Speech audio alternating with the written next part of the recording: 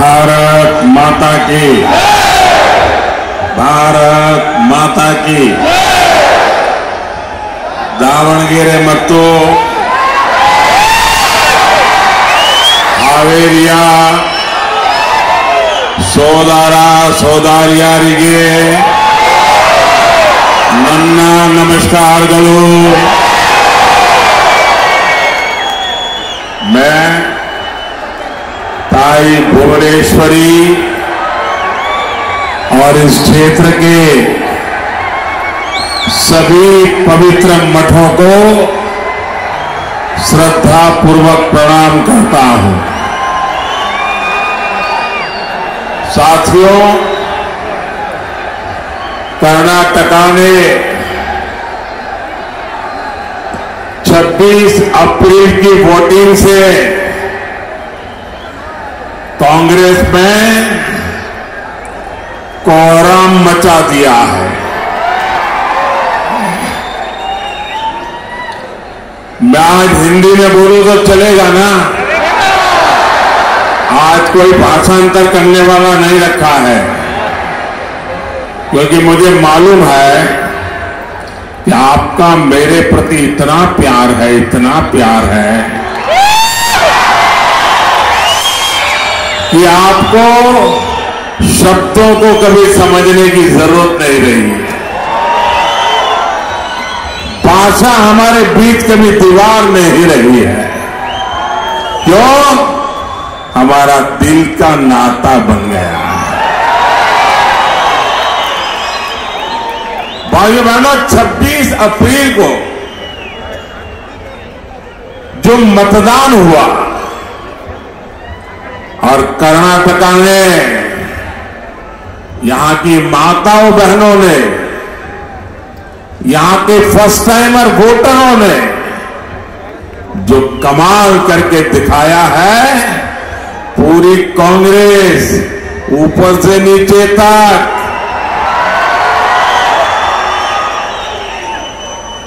बहुत परेशान हो गई है। साथियों, पूरी कांग्रेस इस कोशिश में लगी है कि 7 मई को कुछ तो ऐसा हो ताकि कम से कम एक खाता तो खुल जाए। उनके लिए इस बार दिल्ली में खाता खुलने की संभावना खत्म हो गई है। लेकिन दावणगेरे का ये विशाल जन समर्थन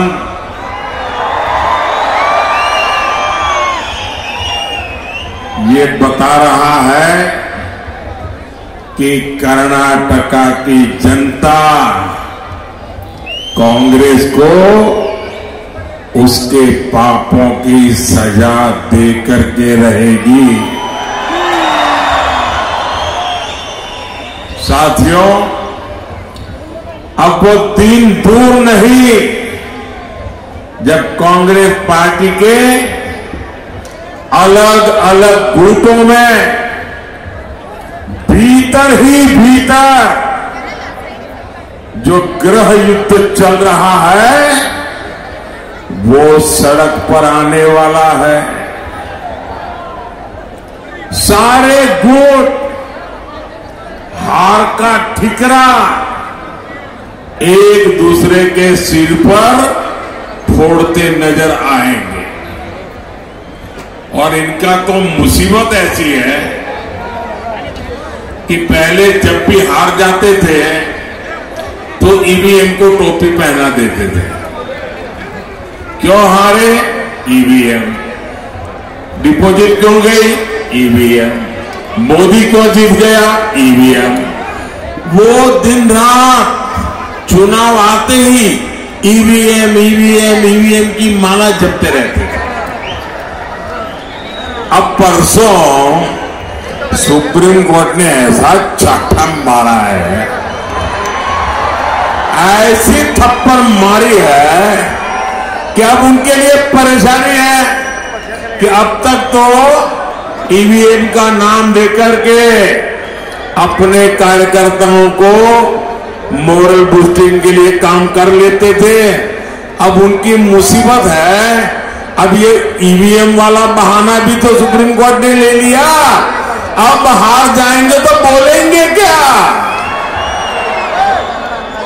आज पूरी कांग्रेस चुनाव हार जाए तो क्या बयान देना, उसके ड्राफ्टिंग में लगी हुई है, तैयारी कर रहे हैं। साथियों, मैं कर्नाटका में जहां जहां गया हूं, मुझे तमिलनाडु के चुनाव में जाने का अवसर मिला, मुझे केरल में जाने का अवसर मिला, मैं कश्मीर से कन्याकुमारी तक हिंदुस्तान के हर कोने में गया हूं। मैं 2014 में भी जाता था, 2019 में भी आया था, लेकिन 2024 का मिजाज ही कुछ अलग है।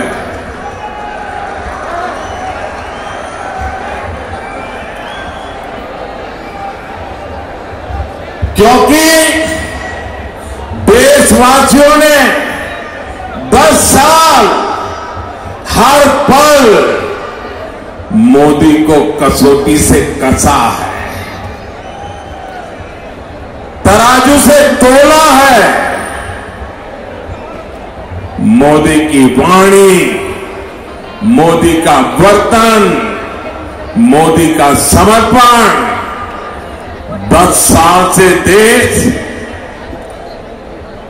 280 करोड़ निगाहें हर पल मोदी को देख करके सही गलत का फैसला करते हैं। और अनुभव के बाद 10 साल की कठोर कसौटी से निकल करके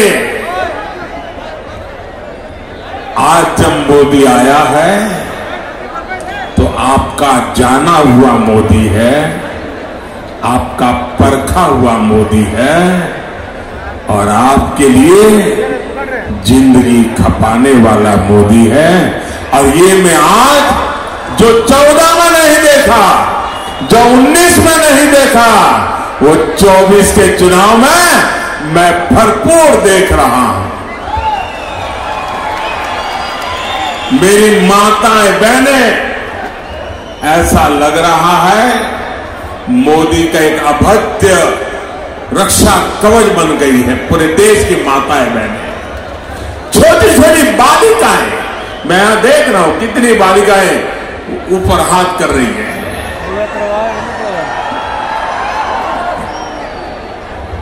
भाइयों बहनों,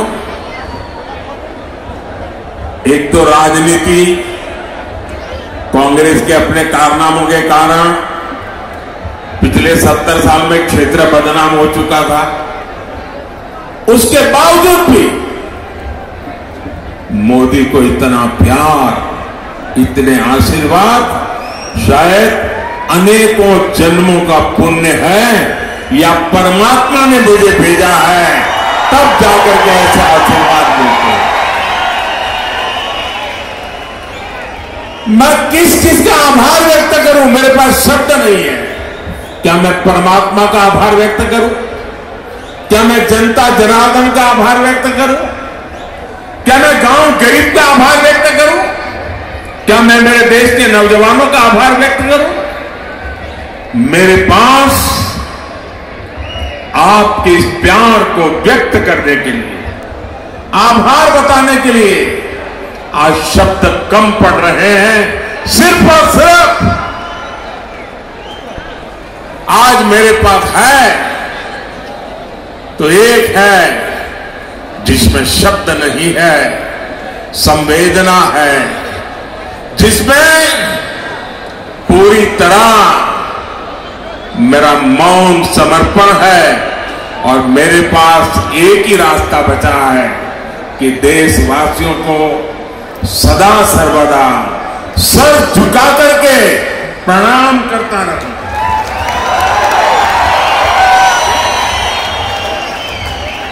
नम्रता पूर्वक ये सर झुकाकर हमेशा हमेशा के लिए मेरे देशवासियों को मैं प्रणाम करता रहूं, उनके आशीर्वाद लेता रहूं और न कभी थकूंगा, ये मेरी गारंटी है। न कभी थकूंगा, न कभी रुकूंगा, न कभी झुकूंगा और हर पल आपके लिए जूझता रहूंगा। ये गारंटी मोदी ने 10 साल आपने मुझे देखा। भाइयों बहनों, आज मैं जहां जाता हूं, देश के हर कोने से, कर्नाटका के हर कोने से एक ही आवाज आती है, एक ही सुर सुनाई देता है। फिर एक बार, फिर एक बार, फिर एक बार 4 जून को पूरे कर्नाटका में सेलिब्रेशन होने जा रहा है। और सेलिब्रेशन ऐसा वैसा नहीं होगा। ये मेरे दावणगेरे में तो स्पेशल बेहने डोसा,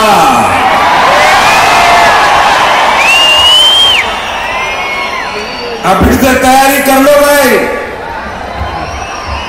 बेहने डोसा की महक बढ़ने वाली है। साथियों, आज एक और बीजेपी सरकार देश को आगे लेकर जा रही है। दूसरी ओर कांग्रेस कर्नाटका को पीछे धकेल रही है। एक और मोदी का मंत्र है, विकसित भारत के लिए 24 घंटे काम, बिना रुके, बिना थके 24 घंटे काम, 24/7, 24/7 और 2047।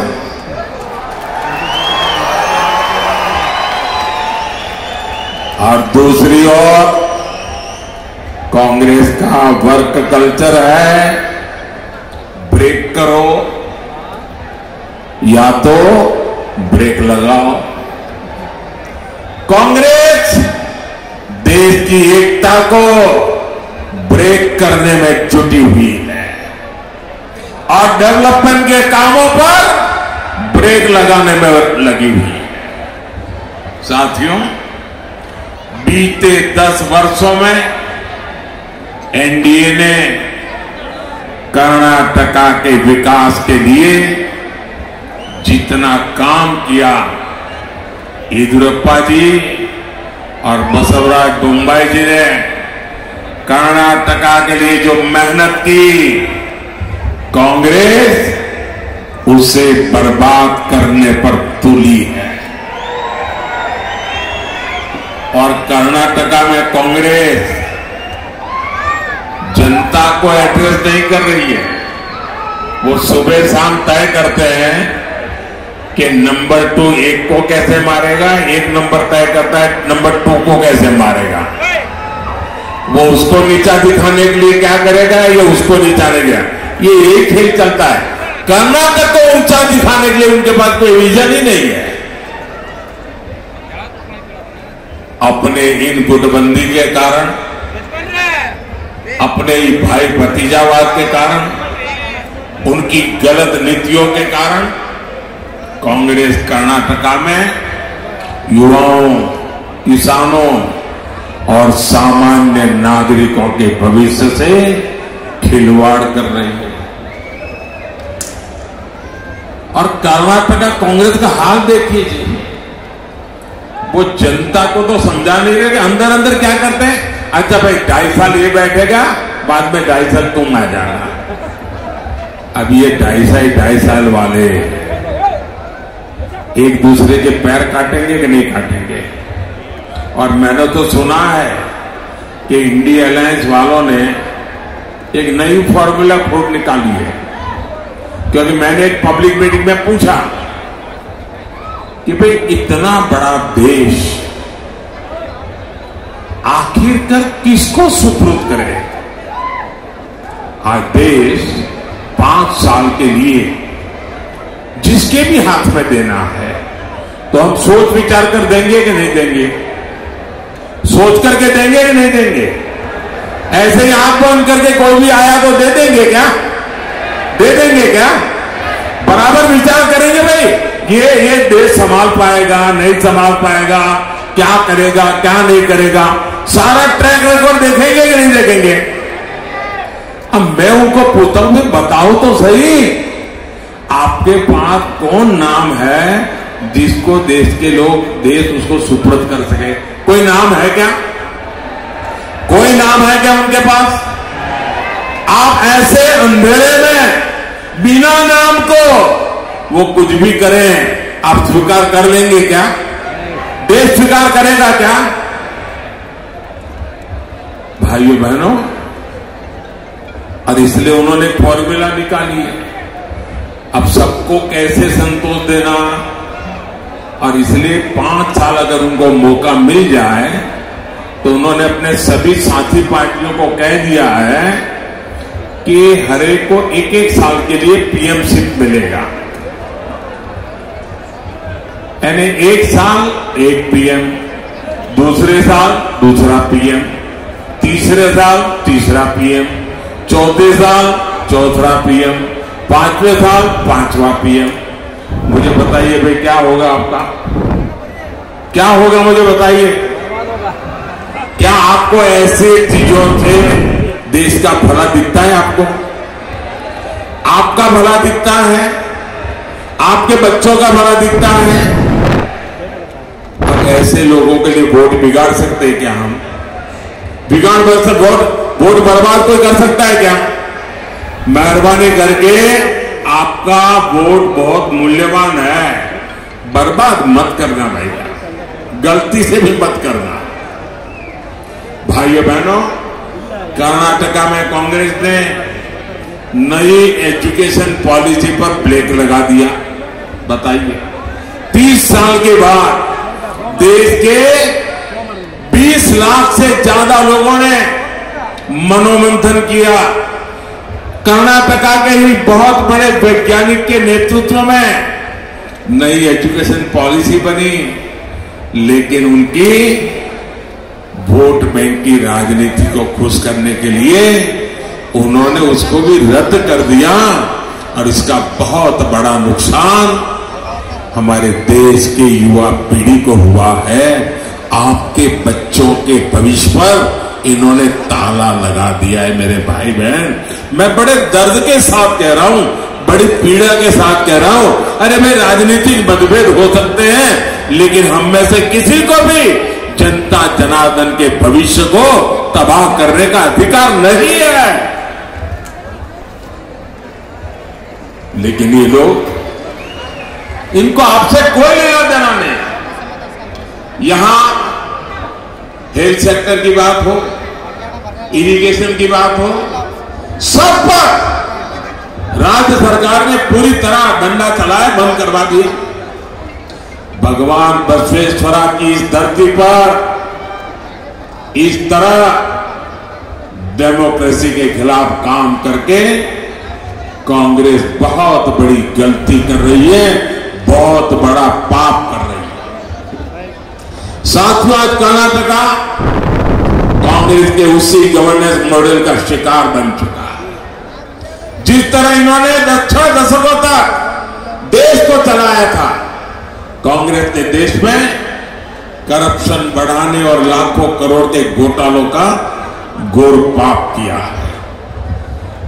क्या ऐसे लोग तेजी से विकास कर रहे हैं, हमारे भारत की बाकी कमाल उसका नेतृत्व जो बर्बाद करते हैं वो लोग कर सकते हैं क्या?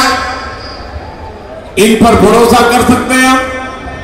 साथियों, एक समय था जब गरीबों, एससी, एसटी, ओबीसी, पिछड़ों के हक की योजनाएं कांग्रेस के करप्शन का मुख्य स्रोत हुआ करती थी। कांग्रेस के पूर्व पीएम कहते थे कि गरीबों के लिए 1 रुपया बेचते थे तो सिर्फ 15 पैसा 15 पैसे पहुंचता था। जरा मैं पूछना चाहता हूं, 1 रुपया निकलता था, 15 पैसा पहुंचता था, तो बीच में कौन सा पंजा था जो 85 पैसे मार लेता था?